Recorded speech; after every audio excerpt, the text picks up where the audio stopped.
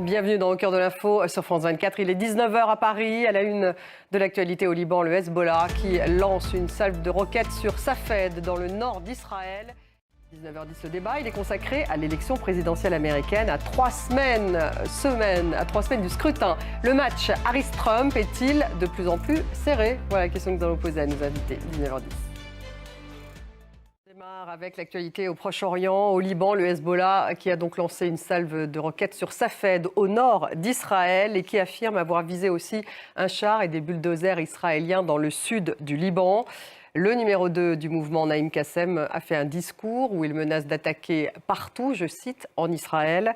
Et par ailleurs, le Premier ministre libanais, lui, se dit prêt à augmenter les effectifs de l'armée dans le sud du Liban afin qu'elle contrôle cette région en cas de cessez-le-feu avec Israël. On fait un point en image avec Lucas de Villepin.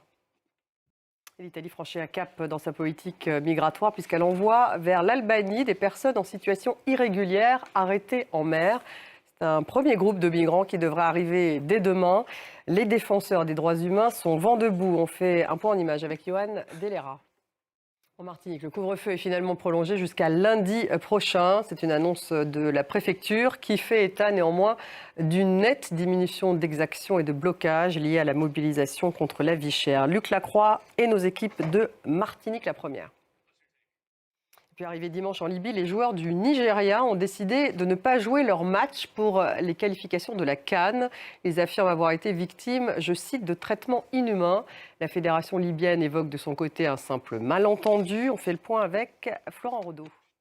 Merci de nous avoir suivis. Restez avec nous tout de suite. Le débat, il est consacré à l'élection présidentielle américaine à 21 jours du scrutin. L'étau se resserre-t-il entre Kamala Harris et Donald Trump? C'est tout de suite.